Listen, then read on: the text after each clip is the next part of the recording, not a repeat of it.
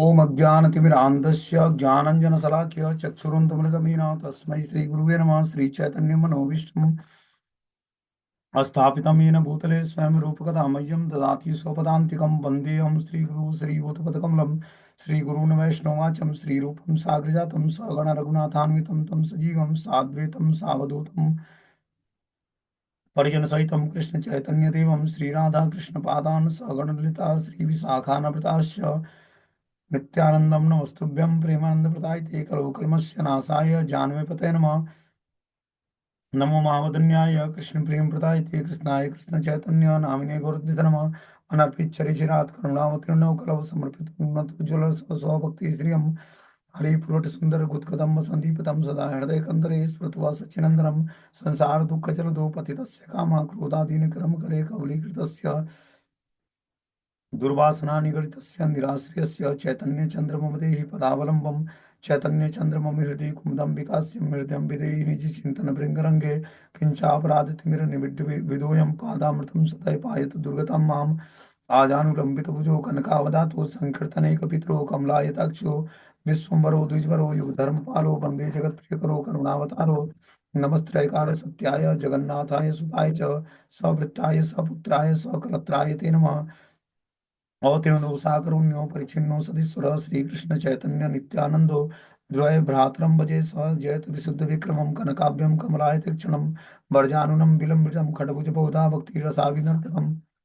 जयतु जयतु देव कृष्ण चैतन्य चंद्रो जयतु जयतु कीर्तितस्य नित्या पवित्रम जयतु जयतु वृत्तस्य विश्वेश्वमूर्ति जयतु जयतु नित्य नृत्यं तस्वरूप प्रियाणम पंचतत्वात्मकं कृष्णं भक्तरूप स्वरूपकं भक्तावतारं भक्ताख्यं नमामि भक्ति शक्तिकम्। जय श्री कृष्ण चैतन्य प्रभु नित्यानंद श्री अद्वैत गदाधर श्रीवासादि श्री गौर भक्तवृंद हरे कृष्णा कृष्ण कृष्ण हरे हरे हरे राम राम राम हरे हरे।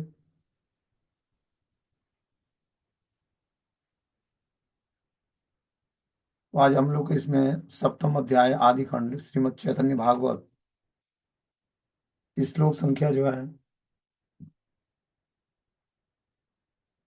31 नंबर पढ़ना है।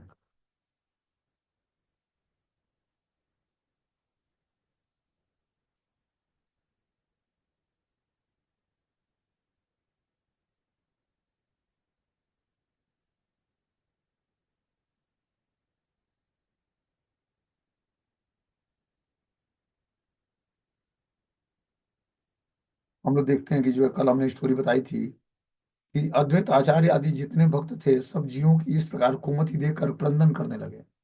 जब महाप्रभु चैतन्य देव प्रकट होने वाले थे उससे पहले संसार में जो है बहुत ही संसार की बहुत ही दयनीय स्थिति थी। दयनीय स्थिति मतलब सभी लोग अशुद्ध कार्यों में लगे हुए थे। कोई भी भगवत संबंधी कार्य नहीं करता था। और ये स्थिति देखकर अद्वैत आचार्य और जितने भक्तगण थे सबकी जो है संसार के जीवों की कुमति देखकर सभी लोग रोते थे और पुकारते थे हे प्रभु कब आप प्रकट होंगे। श्री विश्वरूप दुखी होकर मन ही मन ये विचार करने लगे कि मैं इस कृष्ण बहिर्मुख लोगों का मुख नहीं देखूंगा। मैं वन में चला जाऊंगा। जो भगवान चैतन्य महाप्रभु के बड़े भाई थे विश्वरूप विश्वम्बर के बड़े भाई विश्वरूप थे। विश्वम्बर मतलब चैतन्य महाप्रभु। उनके बड़े भाई थे विश्वरूप। वो क्या बोलते हैं कि मैं जो है ये जो कृष्ण बहिर्मुख लोग हैं इनका मुख नहीं देखूंगा। मैं वन में चला जाऊंगा एकांत में रहूंगा। श्री विश्वरूप प्रतिदिन प्रातः काल गंगा स्नान करके श्री अद्वैत आचार्य की सभा में आकर उपस्थित हो जाते। उनके मुख से सर्वशास्त्र की कृष्ण भक्ति सार व्याख्या सुनकर श्री अद्वैत प्रभु सुख से हुंकार करते। क्या करते विश्वरूप के मुख से अद्वैत आचार्य क्या करते शास्त्रों की बातों को सुनते हैं। भगवान के क्रियाकलापों को सुनते हैं और वो हुंकार भरते हैं। वे पूजा करना छोड़कर श्री विश्वरूप को आलिंगन कर लेते और सब वैष्णव आनंद से हरि हरि बोलने लगते। जब उनके मुख से हरि कथा सुनते तो क्या करते वो पूजा छोड़ देते भगवान की और विश्वरूप को गले लगा लेते और हरि हरि शब्द का उच्चारण करते हैं। बोलते हैं कृष्णानंदे भक्तगणे करे सिंहनाद कारो चित्ते आर नाही स्फुरै विषाद। जब सब भक्तगण कृष्ण आनंद में सिंह की भांति गर्जना करते थे तब किसी के चित्त में किसी प्रकार का कोई विषाद न रहता। आपस में कोई जो है बोलते हैं कि जब सब भक्तगण कृष्ण आनंद में सिंह की भांति गर्जना करते, कृष्ण के आनंद में जब सभी भक्त लोग गर्जना करते, तब किसी के चित्त में किसी प्रकार का कोई विषाद नहीं रह जाता, आपस में कोई ईर्ष्या द्वेष नहीं रह जाती, सब बहुत ही प्रसन्न हो जाते हैं भगवान का नाम लेने से। बोलते हैं विश्व रूप छाड़िया के नाही आय घरे, विश्व रूप ना आई से न आपन मंदिरे। कोई भी भक्त विश्व रूप को छोड़कर अपने घर नहीं जाना चाहता था, इधर विश्व रूप भी उन्हें छोड़कर अपने घर में नहीं आते थे। क्या बोलते हैं कि जो है, कोई भी भक्तगण विश्व रूप को छोड़कर घर नहीं जाना चाहता था, जब वो कृष्ण कथा का गुणगान करते तो उनको छोड़कर कोई भी घर नहीं जाना चाहता, और विश्व रूप भी उनको छोड़कर घर नहीं जाना चाहते। बोलते हैं रंधन करिया सची बोले विश्वम्भर है, तुम्हारा अग्रज गया आन सत्वर है। रसोई करने के बाद सची माता विश्वम्भर से कहती कि जल्दी से जाकर अपने बड़े भाई को ले आओ। मायर आदेश प्रभु अद्वैत सभाय, आई सेना अग्रजेर लबाई लछाय। माँ के आदेश से प्रभु अद्वैत सभा में अपने बड़े भाई को लेने के बहाने आते थे। तो चैतन्य महाप्रभु अपने बड़े भाई को लेने के लिए अद्वैत सभा में अद्वैत आचार्य के घर जाते थे। आसिया देखे ने प्रभु वैष्णव मंडल, अन्योन्य करे न कृष्ण कथा मंगल। प्रभु आकर देखते कि वैष्णव मंडल परस्पर मंगलमयी कृष्ण कथा की विवेचना कर रहा है। चैतन्य महाप्रभु आते, देखते कि वैष्णव मंडली बैठी हुई है और सभी कृष्ण कथा मंगलकारी जो कृष्ण कथा है उसकी विवेचना कर रहे हैं, सभी लोग आपस में डिस्कस कर रहे हैं कृष्ण कथा पर। आपन प्रस्ताव सुनी श्री गौर सुंदर, सवारे करे न शुभ दृष्टि मनोहर। श्री गौर सुंदर अपने स्तुति प्रसंग को सुनकर सबके ऊपर मनोहर शुभ दृष्टि निक्षेप करते हैं। गौर सुंदर सुनते कि उस सभा में सभी लोग उन्हीं का गुणगान कर रहे हैं। ये सुनकर सब पर शुभ दृष्टि फेरते हैं महाप्रभु। प्रति अंगे निरुपमा लावण्य सीमा, कोटि चंद्र नहे एक नखेर उपमा। प्रभु के प्रति अंग के अंग में इस प्रकार का निरुपम लावण्य की सीमा है कि उनके एक नख की उपमा कोटि कोटि चंद्रमाओं को भी नहीं पा सकते। महाप्रभु का जो चैतन्य देव का जो शरीर है, बोलते हैं जो उसका उनका एक नाखून है, वो कोटि कोटि चंद्रमाओं को भी उपमा नहीं दे सकती है, इतना चमकदार है वो। दिगंबर सर्व अंग धुलाय धूसर, हासिया अग्रज प्रति करे न उत्तर। एक तो प्रभु का दिगंबर वेश और ऊपर से धूल से दूसरी सर्व अंग, ऐसी दशा में वे हंसते हुए अपने बड़े भाई से कहते हैं। तो चैतन्य महाप्रभु अपने बड़े भाई से जब मिलने जाते हैं, मतलब उनको लेने जाते हैं, माता बुलाती है, तो उनका दिगंबर वेश था, मतलब वो कपड़े नहीं डालते जाते, और ऊपर से पूरा शरीर जो है धूल से धूसरित होता था।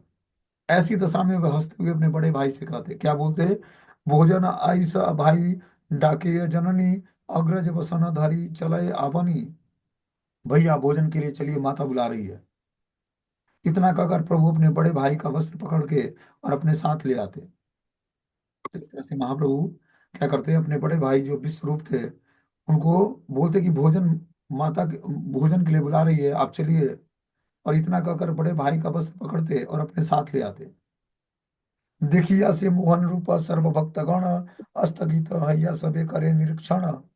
विश्व रूप के मनोहर रूप का दर्शन करके सब भक्तगण स्तंभित होकर एक दृष्टि से देखते रह जाते।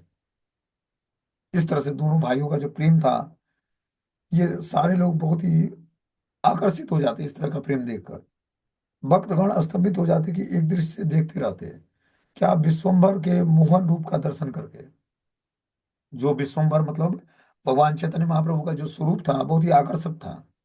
उस रूप को देखकर सभी भक्तगण स्तंभित हो जाते हैं और एक दृष्टि से उनके ओर देखने लगते हैं। समाधिर प्राय हई याछे भक्तगण, कृष्ण र कथन आरुकारु ना आई से बदने। सब भक्तगण समाधि जैसी दशा में हो जाते और कोई भी मुख से कृष्ण कथा न बोल पाता। जिस सभा में चैतन्य महाप्रभु प्रवेश करते हैं, सभी पहले कृष्ण कथा का गुणगान कर रहे होते हैं, आपस में डिस्कस कर रहे होते हैं। लेकिन महाप्रभु के उस सभा में प्रवेश करते ही सारी समाधि दशा को प्राप्त हो जाते हैं, सब महाप्रभु के सुंदरता को निहारने लगते हैं, और कोई भी कृष्ण कथा के बारे में मुख से कुछ नहीं बोल पा रहा था। प्रभु देखी भक्त मोह स्वभावी हैया, बिना अनुभवे दासेर चित्त लैया। प्रभु को देखकर भक्तों का मोहित होना स्वाभाविक है। बिना अनुभव के भी दास का चित्त उनके रूप लावण्य में मुग्ध हो जाता है। क्या बोलते हैं यहाँ पर कि प्रभु को देखकर भक्तों को मोहित होना स्वाभाविक था। प्रभु का जो स्वरूप था, महाप्रभु का, वो भक्तों को मोहित कर देता। बिना अनुभव के भी दास का चित्त उनके रूप लावण्य में मुग्ध हो जाता था। इस तरह से उनका चित्त जो है रूप लावण्य, जो भगवान का रूप लावण्य था, युवा अवस्था और गोल्डन स्वरूप, उसको देखकर सबका चित्त जो है मुग्ध हो जाता भगवान के स्वरूप को देखकर। बोलते हैं आगे कि शुद्ध जीव और बद्ध जीव दोनों ही स्वरूपता भगवत भक्त होने पर भी पूर्वोक्त शुद्ध जीव अनावृत चेतन है। इस कारण अपने नित्य भजनीय विभू सच्चिदानंद विषय विष्णु वस्तु की प्रीति का अनुभव कर सकते हैं, किंतु उससे सुक्त मायावश व्यक्ति वह नहीं कर सकता। क्या बोलते हैं यहाँ पर कि जो शुद्ध जीव और बद्ध जीव दोनों ही स्वरूपता भगवत भक्त होने पर भी पूर्वोक्त शुद्ध जीव अनावृत चेतन होता है। मतलब उसकी चेतना आवृत नहीं होती है, अनावृत होती है। जो भगवान का शुद्ध जीव है, शुद्ध भक्त है, इस कारण अपने नित्य भजनीय विभु सच्चिदानंद विष्णु वस्तु की प्रीति का अनुभव कर सकता है। जब इस तरह से वो भगवान के स्वरूप को देखता है, तो वो सच्चिदानंद विष्णु स्वरूप का को प्रीति पूर्वक अनुभव कर सकता है। किंतु उससे सुक्त जो माया के बस व्यक्ति है, वो यह नहीं जान पाता कि भगवान का स्वरूप कैसा है। बद्धानुभूति क्षय प्राप्त होने पर अर्थात अनर्थ समूह अवगत होने पर प्रपंच में अवस्थान के समय भी जीव विष्णु सेवा के आश्रय में रह सकते हैं। क्या बोलते हैं कि इस भौतिक संसार में कोई व्यक्ति विष्णु सेवा का आश्रय लेकर भी शुद्ध हो सकता है, शुद्ध भक्त बन सकता है। उसको क्या करना करना पड़ेगा? भौतिक संसार में रहते हुए भगवान के नाम रूप गुण लीलाओं में अपनी चेतना को लगाना पड़ेगा। बोलते हैं जो मध्यम भागवत होता है वो महाभागवत के शुद्ध सेवक है। मध्यम अधिकारी न होने तक कनिष्ठ भागवत महाभागवत के सेवक होने पर भी प्रकृति प्रस्ताव में मध्य भागवत के ही सेवक होते हैं। जो भागवत मतलब जो मध्यम कैटेगरी का भक्त है, वो उत्तम कैटेगरी का के भक्त का सेवक होता है। जब उनकी सेवा करता है तब ये धीरे धीरे वो भी शुद्ध भक्ति को प्राप्त करता है।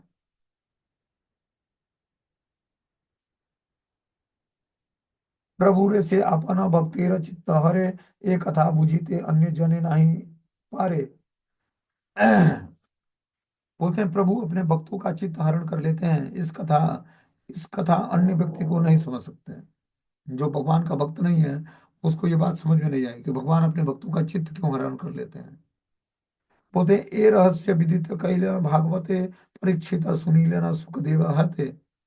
इस रहस्य को श्रीमद् भागवतम में व्यक्त किया गया है, जिसको श्री परीक्षित महाराज श्री सुखदेव गोस्वामी से श्रवण कर रहे हैं। प्रसंगे सुना भागवत आख्यान, सुख परीक्षितेर संवाद अनुपम। श्री सुखदेव परीक्षित का यह आख्यान अनुपम है। इस भागवत कथा के प्रसंग को क्रम से सुनिए। जो भागवत कथा का प्रसंग है उसको हम जब क्रम से सुनेंगे, तब जाकर हम धीरे धीरे सुखदेव और परीक्षित महाराज के आख्यान का अनुपम रस ले पाएंगे। उन्होंने किस बात पर आपस में जो है क्वेश्चंस पूछा परीक्षित महाराज ने, और क्या सुखदेव गोस्वामी ने उत्तर दिया उसका। यही गौरचंद्र एवे जन्मिला गोकुल, शिशु संगे गृह गृह क्रीड़ा करी बुले।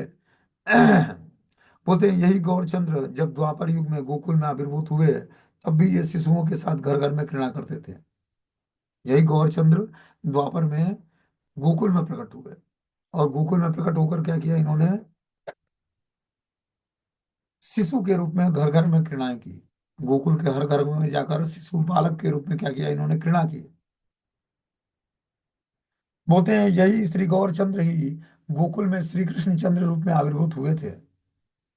श्री गौरांग महाप्रभु के आविर्भाव के 4712 वर्ष पहले श्री कृष्ण के जन्म ग्रहण किया था। इस कारण कृष्ण गौर के पूर्ववर्ती एवं गौर कृष्ण के परवर्ती व्यक्ति थे। इसलिए दोनों के बीच में भेद वर्तमान है।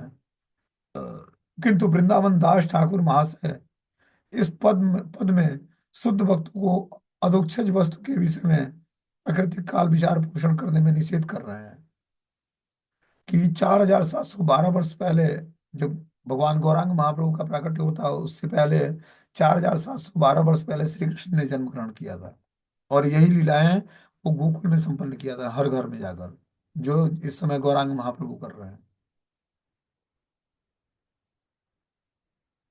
बोलते हैं, जन्म हेते प्रभुर सकल गोपीगण, निज पुत्र हई तेओ स्नेह करे मने।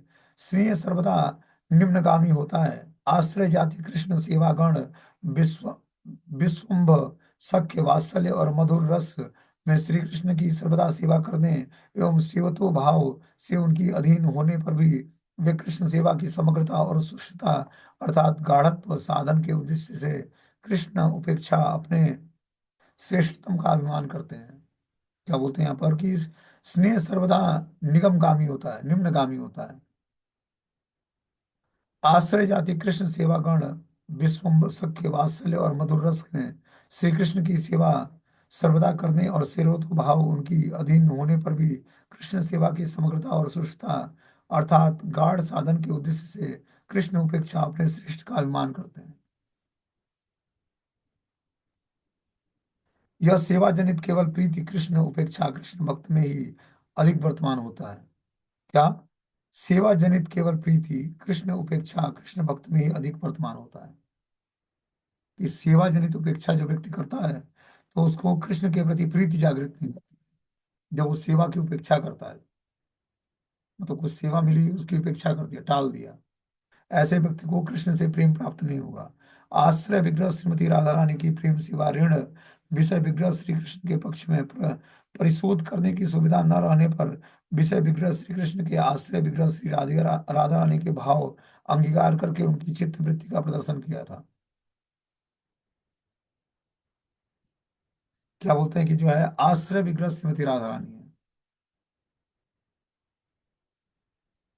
क्योंकि वो कृष्ण का आश्रय ले रखी है। तो आश्रय विग्रह है श्रीमती राधा रानी। हम प्रेम प्रेम सेवा ऋण विषय विग्रह श्री कृष्ण के पक्ष में परिशोध करने की सुविधा न रहने पर विषय विग्रह श्री कृष्ण के आश्रय विग्रह श्री राधा रानी का भाव अंगीकार करके उनकी चित्त वृत्ति का प्रदर्शन किया चैतन्य महाप्रभु।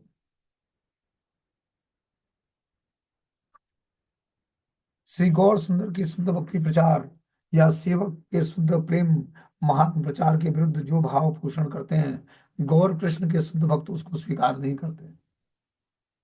तो जो भगवान गौरांग महाप्रभु के शुद्ध भक्त हैं, वो शुद्ध प्रेम महात्म प्रचार के विरुद्ध जो भाव है उसका पोषण नहीं करते हैं। वो वही भाव का पोषण करते हैं जो शुद्ध प्रेम के महात्म के अनुकूल है। शुद्ध प्रेम का महात्म क्या है कि अन्याभिलाषिता शून्यम ज्ञान कर्माद्यानावृतम अनुकूलेन कृष्णानुशीलनम भक्ति उत्तमा। ऐसी भक्ति उत्तमा कहलाती है जो कृष्ण विषयक वस्तु के प्रति आकर्षण उत्पन्न करे।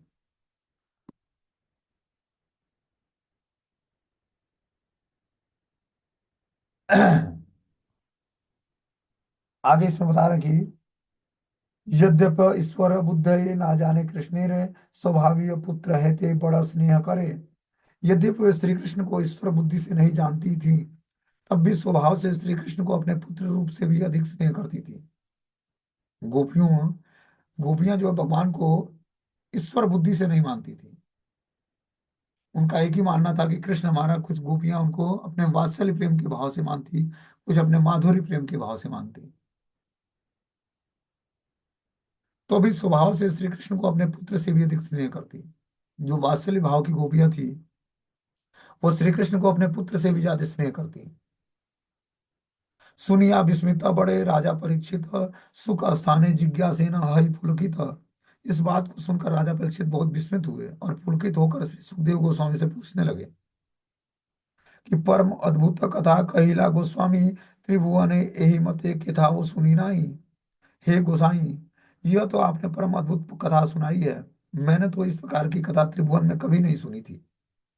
जो कथा आपने सुनाई गोपियों के बारे में, वैसी कथा तो हमने आज तक त्रिभुवन में कहीं नहीं सुनी है।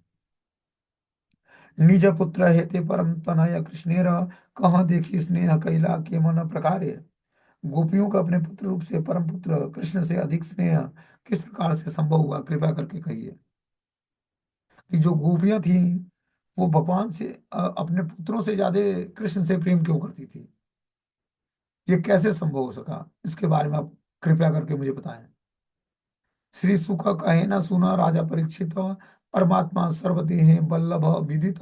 श्री सुखदेव गोस्वामी कहने लगे कि सुनो राजा परीक्षित, तुम जानते हो कि परमात्मा ही सब देहधारियों के प्रिय हैं।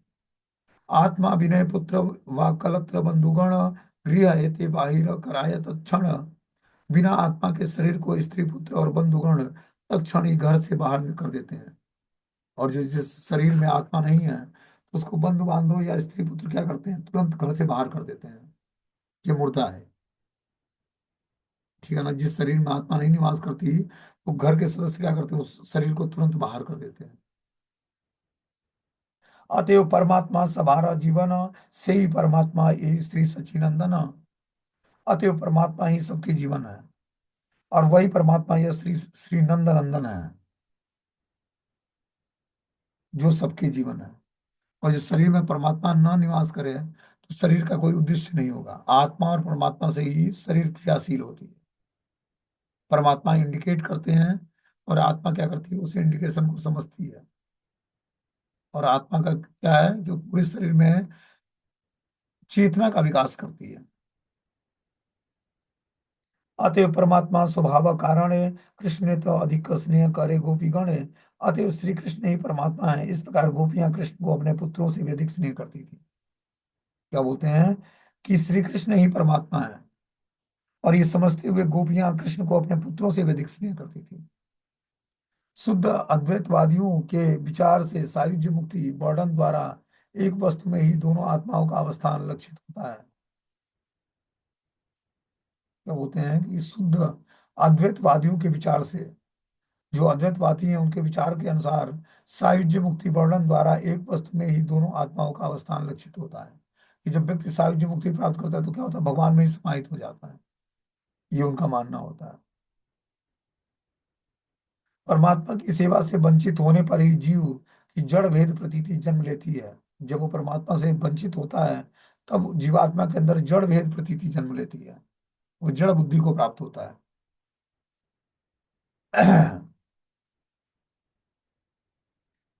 आगे इसमें अगले श्लोक में बता रहे हैं कि एते कथा भक्त प्रति अन्य प्रति न है, अन्यथा जगते के है स्नेह ना करे। यह बात भक्तों के संबंध में है, कि औरों के संबंध में भी नहीं। यदि औरों के संबंध में यदि बात रहती, तो वे कृष्ण को स्नेह क्यों न करते।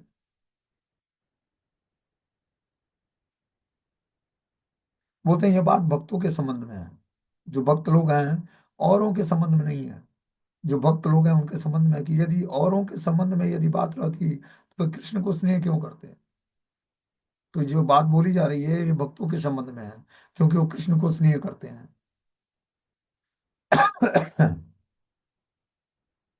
कंसाधिय आत्मा कृष्ण तबे हिंसिक के न, पूर्व अपराधे अच्छे ताहार कारण है। कंस आदि असुरों में भी जो परमात्मा रूपी श्री कृष्ण ही हैं, फिर उन्होंने श्री कृष्ण के प्रति हिंसा क्यों की। और जो कंस के अंदर भी परमात्मा रूप में भगवान ही निवास करते हैं, तो कंस क्यों भगवान के प्रति हिंसा रूप धारण किया, उसने क्यों हिंसा किया। इसका उत्तर पूर्व जन्म के अपराध से ही उसका कारण है। कि उसका उत्तर यह है कि ये पूर्व जन्म में अपराध किया था, उसके कारण इसको भगवान से ईर्ष्या उत्पन्न हुई। सहजे सकारामिष्ट सर्वजने जाने, यह तिक्त बासे जीवा दोषेरा कारण है। मिश्री स्वभाव से ही मीठी होती है, यह सब लोग जानते हैं, किंतु जीवा दोष के कारण ही कड़वी बोध होती है। मिश्री जो है स्वभाव से मीठी होती है, लेकिन जब जीवा में अविद्या की बीमारी होती है, कड़वा बोध होता है उसका। तो मीठा जो मिश्री कड़वा नहीं होता है, जीवा में जो है दोष होता है, इस कारण से मिश्री उसको कड़वा लगता है।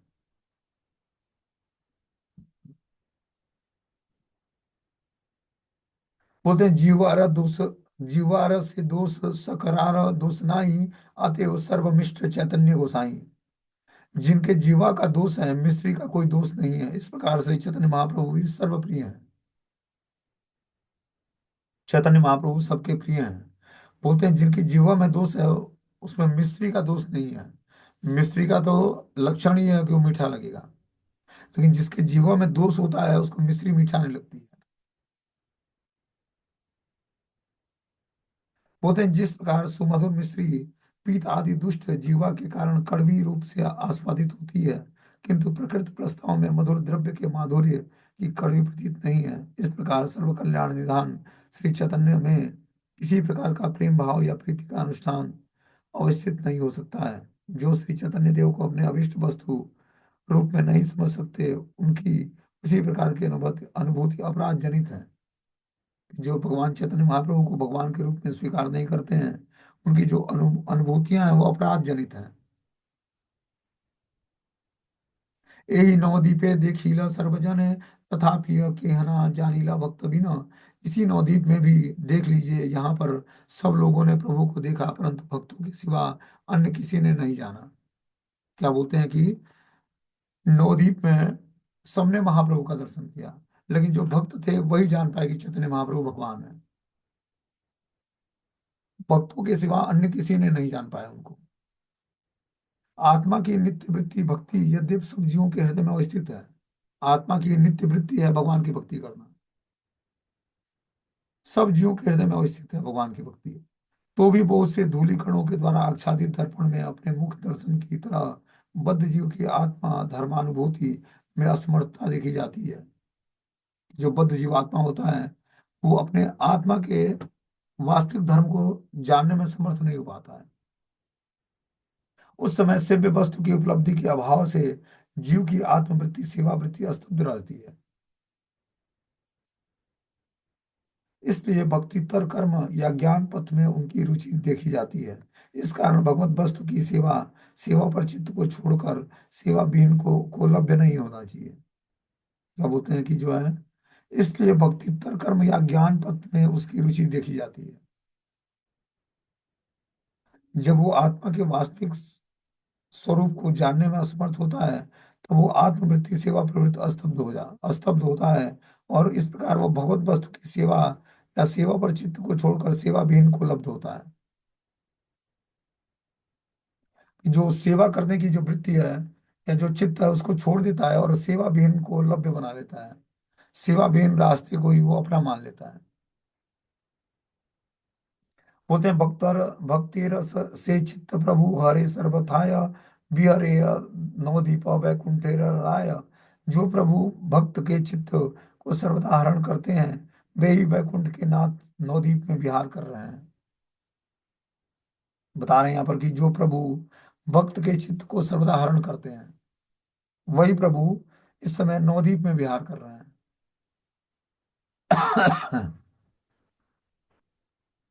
मोहिया सवारे चित्र प्रभु विश्वम्भर अग्रजे लहिया चली लेना निज घर।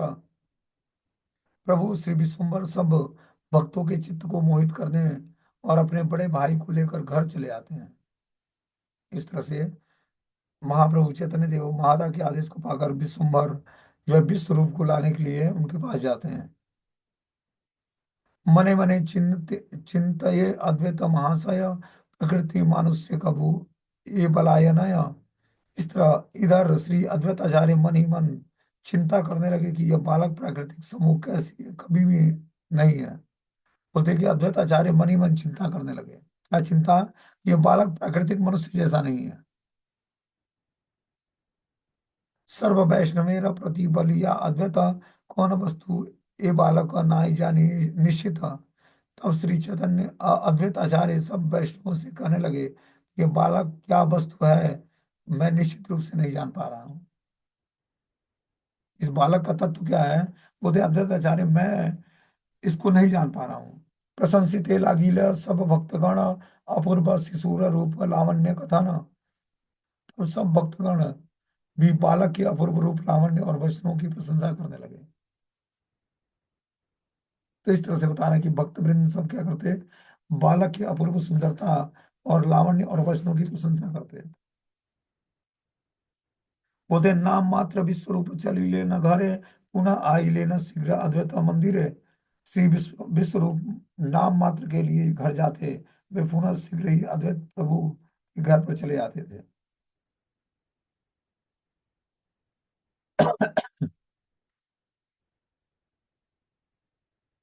बोलते हैं गृह सुख में विश्व रूप का विराग होने पर भी निरंतर कृष्ण कीर्तन सेवा संपन्न संपादन में अत्यंत अनुरक्त रहते थे। विश्व रूप के विराग होने के बाद, विश्व रूप जब घर छोड़ गए, चैतन्य महाप्रभु हमेशा श्री कृष्ण के आनंद कीर्तन में आनंद लेते थे। कृष्णेतर गृह धर्म में उदासीन संकर्षण अपने भाव के कृष्ण के नारायण गृह अवस्थान, गृह आई ले गृह व्यापार न पारे, निरवधि था के विष्णु गृह भीतरे। घर आने पर भी वे गृह व्यवहार कुछ नहीं करते थे, सर्वदा विष्णु विग्रह में ही बैठे रहते थे।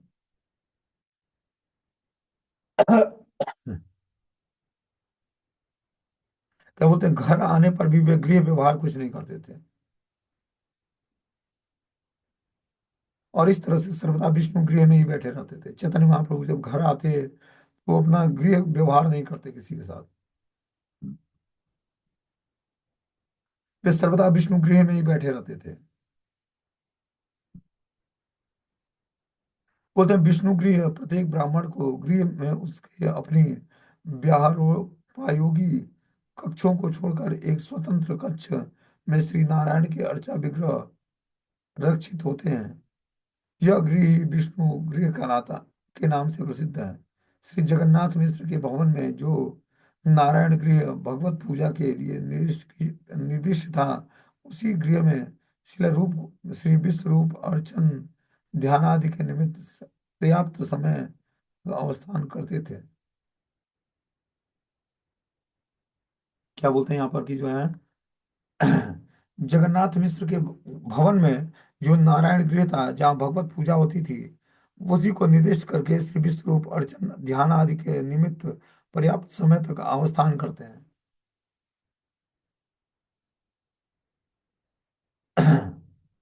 विवाहेर उद्योग करे पिता माता, सुनी विश्व रूपे बड़े मने पाए व्यथा। पिता माता विवाह के लिए यत्न कर रहे थे, ऐसा सुनकर श्री विश्वरूप मन ही मन बहुत दुखी हुए कि माता पिता क्या है, हमें यत्न पूर्वक विवाह करने के लिए प्रयास कर रहे हैं कि हमारा बेटे का विवाह हो जाए। छाड़ी ब संसार विश्व रूप मने भावे, चली आड बने मात्र यही मने जागे। श्री विश्वरूप मन में ही यही भावना करते थे कि मैं संसार छोड़कर व्यर्थ वन में चला जाऊंगा, उसको छोड़कर मन में और कोई बात नहीं आती है। क्या बोलते हैं यहाँ पर कि विश्वरूप मन में यही भावना करते हैं कि मैं संसार छोड़कर वन में चला जाऊंगा, इसको छोड़कर मन और कोई भी बात मुझे नहीं जागती थी। कि विश्व रूप के हृदय में यही भाव जागृत होता कि विश्व पर क्या करेंगे, इस संसार को छोड़कर वन में चला जाऊंगा। ये उनकी भावना डेवलप हो गई थी कि मैं इस संसार में, मुझे अच्छा नहीं लगता, मैं क्या करूंगा, संसार छोड़कर वन में चला जाऊंगा, इसको छोड़कर मन में और कोई बात ही नहीं आती थी उनके। ईश्वर चित्त वृत्ति ईश्वर से जाने, विश्व रूप संन्यास करीला कत दीने। ईश्वर की चित्त वृत्ति ईश्वर ही जानते हैं, अतः कुछ ही दिनों के बाद श्री विश्व रूप ने संन्यास ग्रहण कर लिया। तो ये संन्यास ग्रहण की लीला जो है, बता रहे कि विश्व रूप जो भगवान के बड़े भाई थे, वो अब संन्यास ग्रहण कर लेते हैं। अब आगे की स्टोरी इसमें कल बताई जाएगी, इस संन्यास लेने के बाद क्या करते हैं वो। ठीक है, हरे कृष्णा। कोई क्वेश्चन है तो आप लोग इस सब्जेक्ट में पूछ सकते हो।